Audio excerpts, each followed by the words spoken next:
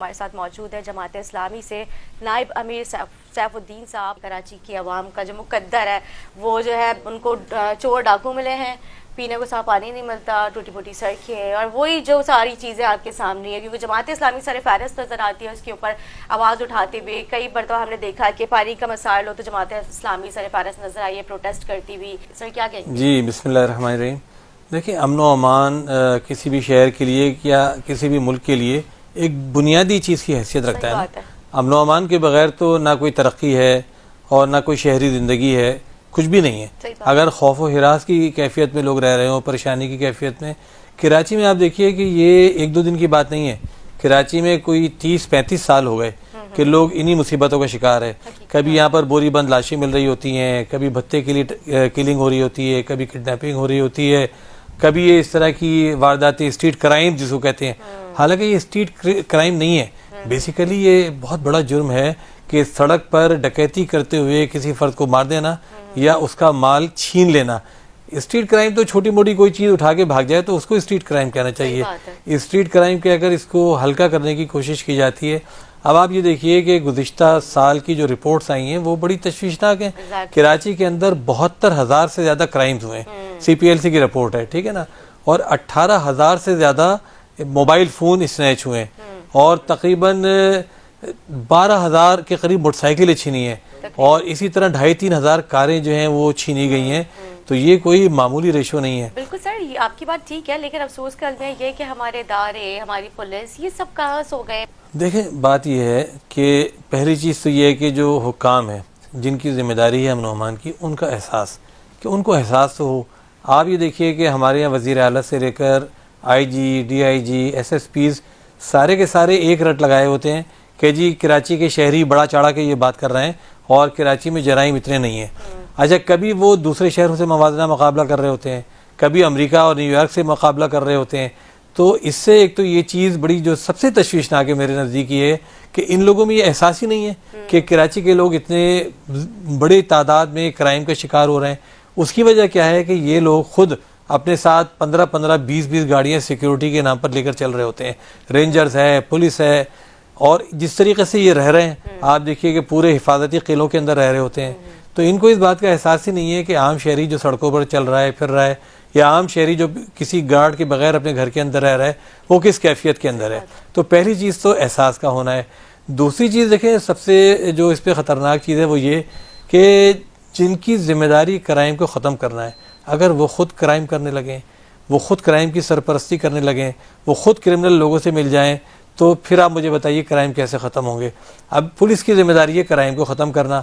अभी आप देखिए कि कितनी शर्म की बात थी, हम सब के शर्म से सर झुक गए जब चाइनीज़ हाई कोर्ट पहुँच गए और उन्होंने वहाँ एक पिटिशन दाखिल की कि पुलिस वालों ने हमें तंग कर रखा है और पुलिस वाले हमें घर में बंद कर देते हैं सिक्योरिटी के नाम पर, और एक एक हफ्ते हमें ताला लगाए रखते हैं बाहर से। और जब हम उन्हें पर्पस के लिए उनको वो नहीं के लिए वो कर रहे हैं भाई, एक हफ्ते तक किसी को ताला लगा के घर के अंदर रखना। और लेकिन देखें, चले मैं कहता हूँ ये भी बात सही है, लेकिन सिचुएशन ऐसी चल रही है, खुदा न ख्वास्ता कहीं किसी और मुल्क के जो बाशिंदे यहाँ पर आके बसते हैं और उनके खुदा न ख्वास्ता उन्होंने इल्जाम क्या लगाया, उन्होंने इल्जाम ये लगाया कि पुलिस वाले पैसे लेकर फिर उन्हें जाने देते हैं। उन्होंने इल्जाम ये लगाया है कि जब हम एयरपोर्ट पर आते हैं तो हमें कहते हैं कि जी बुलेट प्रूफ गाड़ी आपके पास आपके लिए आएगी, फिर लेके जाएंगे, और घंटों एयरपोर्ट पे बिठाए रखते हैं, और जब हम पैसे देते हैं तो फिर वो हमें घर ले जाते हैं। तो मतलब ये तो एक बहुत ही शर्म की बात है ना कि गैर मुल्की, और वो भी चाइना, जो आपके साथ आपका बहुत पुराना पार्टनर है, दोस्त है आपका, उसके शहरी जो यहाँ कुर्बानियाँ भी दे रहे हैं, काम भी कर रहे हैं, उनके साथ अगर आप ये सलूक कर रहे होंगे। इसी तरह आप देखते हैं कि रोज़ ये खबरें छप रही होती हैं कि हमारे पुलिस वाले शॉर्ट टर्म किडनैपिंग में मुलविस हैं। किसी भी शहरी को उठा लेते हैं, थाने ले जाते हैं, उसके घर वालों को तंग करते हैं, धमकियां देते हैं कि इस पर फला मुकदमा बना देंगे, इतने पैसे ले आए, फिर छोड़ देते हैं। इसी तरीके से बहुत सारी वारदातों में आपको पुलिस वाले मुलविस नजर आते हैं। फिर आप ये देखिए कि सिस्टम के नाम पर जो पूरे कराची में एक क्रिमिनल निज़ाम काम कर रहा है, जिसमें जो सरकारी लोग हैं उनको मुख्तलिफ क्राइम्स के ऊपर, जिनमें वाइट कलर क्राइम्स भी कह सकते हैं उनको आप, कि बिल्डिंग कंट्रोल अथॉरिटी के अहदेदार हैं, उनकी जिम्मेदारी ये है कि इलीगल कंस्ट्रक्शन करवाएं और उसका पैसा जमा करें और फिर वो इधर उधर पहुंचाएं और खुद भी खाएं। लेकिन अभी तो मेरे ख्याल से काफी स्ट्रिक्टली जो है कुछ भी नहीं, आप जाके घूम के तो देखें। देखें, आप जिस इलाके में आप आप जिस इलाके में आपका स्टूडियो है इसके आसपास जरा घूम के देख लीजिए। मैं कहता हूँ आप लोगों को बाहर निकलकर भी कुछ प्रोग्राम करने चाहिए। आप देखें इस हमारे और प्रोग्राम्स आउटडोर्स होते हैं और वो जो उस पे करते हैं, इस मौजू पर करें, जो इश्यूज होते हैं उनको हाईलाइट करते हैं और उसका हल भी निकालने की इस कोशिश मौजू पर करते हैं। करें। देखें क्योंकि जो इलीगल कंस्ट्रक्शन हो रही है ना, और सिर्फ चंद लोगों के पैसा खाने की खातिर, उससे पूरी कराची का सीवरेज का निज़ाम, पानी का निज़ाम, गैस का निज़ाम, बिजली का निज़ाम सब तबाह हो रहे हैं। गलियों में चलना मुश्किल हो गया है। तो ये लोग ऐसी तबाही ला रहे हैं कराची के अंदर, लेकिन ये हो रहा है। इसी तरीके से कब्जे हो रहे हैं, जाली लोगों के घरों की सेल डीडें बन रही हैं, अखबारों के अंदर छप रहा है, टीवी पे खबरें आ रही हैं। यहाँ तक कि मोहतरमा फरियाल तालपुर साहिबा की जो बेटी हैं, उनके घर की जाली सेल डीड बन गई, वो टीवी पे चली।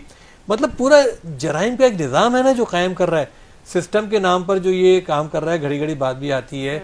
कल भी ताजिर हजरात ये बात कह रहे थे कि हमने आरबी चीफ साहब के भी इल्म में ये बात लेकर आए कि भाई ये सिस्टम के नाम पर जो ये कराची में धंधा चल रहा है इसको आप खत्म करवाएं। और उन्होंने वादा किया था। अभी बिलावल भुट्टो साहब ने कहा कि जी मेरी, हमने भी इस प्रोग्राम किया था, वो शॉर्ट टर्म वो ये जो है किडनैपिंग की केस। बिलावल भुट्टो साहब ने ताजिरों से खिताब करते हुए कहा कि जी हमारी चुगली कहीं और ना किया करें, हमसे ही कह दिया करें। भाई आपसे क्या शिकायत करें, आप ही तो जिम्मेदार हैं इन सारी चीजों के। बिलावल भुट्टो साहब, ताजिरों ने भी तो फिर थोड़ा सा आपको पता है ना जो गलत उन्होंने भी वो कहा था उसपे, मतलब यही कि मुराद अली शाह में दे दे मरियम, सॉरी मुराद अली शाह आप ले लें, मरियम नवाज जो हमें दे दें, तो ये तो गलत है। नहीं, मुराद अली शाह बहुत अच्छा काम कर रहे हैं अगर देखा जाए, काफी अच्छे प्रोजेक्ट्स लेकर आ रहे हैं। मुराद अली शाह साहब बातें बड़ी अच्छी अच्छी करते हैं और सारे वज़रा पीपल्स पार्टी के वज़रा माशाल्लाह इतने ज्यादा जबान के वो हैं, अच्छे मीठे।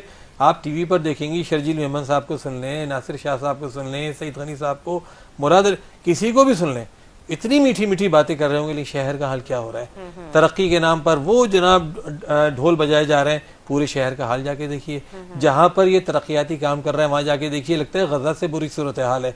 यूनिवर्सिटी रोड जाकर देख लीजिए, करीमाबाद पर जाकर देख लीजिए, कहीं जाकर देख लीजिए। फिर जो काम हो रहे हैं ये भी क्राइम है ना, कि जो काम हो रहे हैं उसके अंदर आप करप्शन करते हैं बड़े पैमाने पर, वो पैसे खा जाते हैं। और एक सड़क जो आज बनती है करोड़ों रुपए से, वो अगले दिन टूट जाती है। तो इससे बड़ा क्राइम और क्या होगा?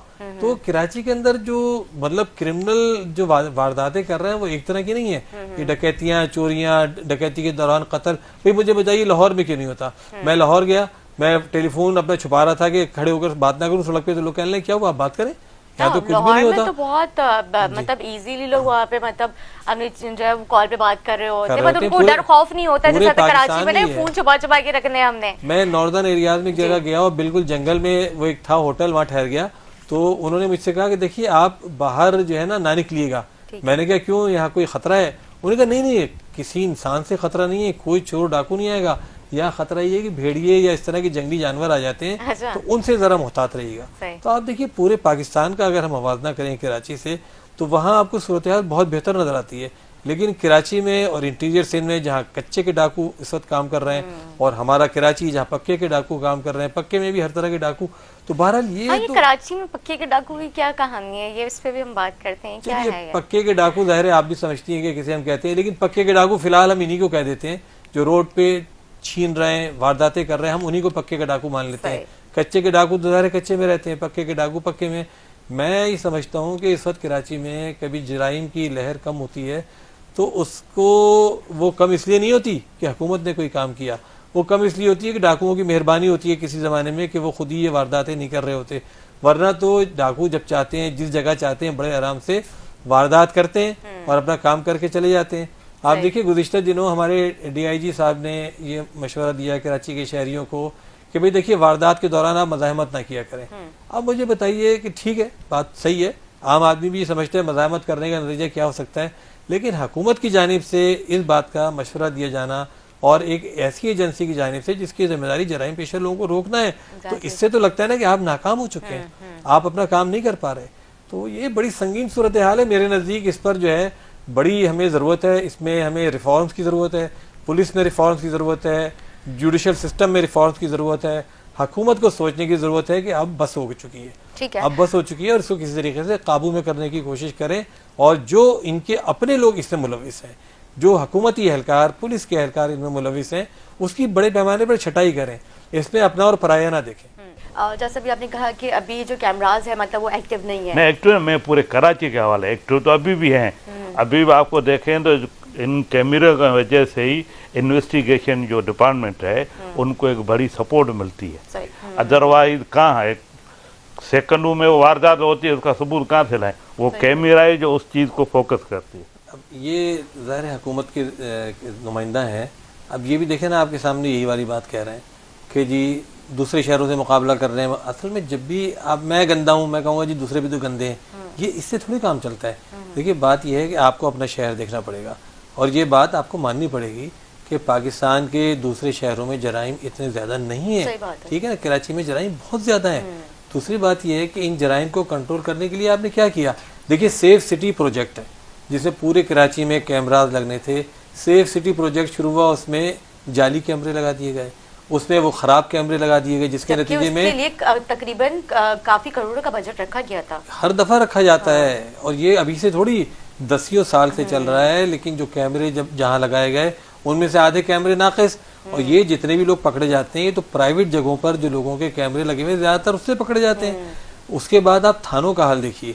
मुझे बताइए कि आप अगर रिफॉर्म्स करते हैं तो आप थाने को इस काबिल बनाते हैं कि वो कुछ काम कर सके।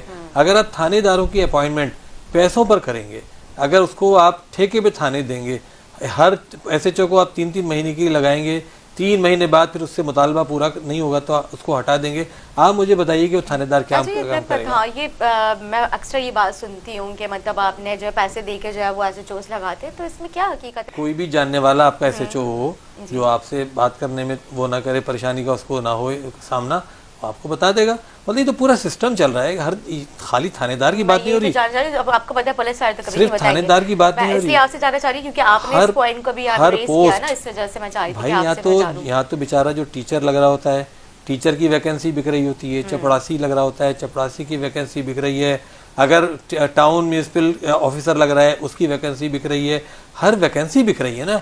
अभी आप देखिए कि जो हाई कोर्ट ने गुज़िश्ता दिनों फैसला दिया था, सिंध के अंदर जो बोर्ड हैं, तालीमी बोर्ड हैं, इंटरमीडिएट बोर्ड्स हैं, उसके अंदर जिन लोगों को अपॉइंट किया जा रहा था पॉलिटिकल बुनियादों पर हाई कोर्ट ने रोक दिया कि जो लोग फेल हो गए थे इम्तिहानात के अंदर उनको आप लगा रहे थे बोर्ड का चांसलर और बोर्ड का जो है कंट्रोलर और बोर्ड का एग्जामिनर।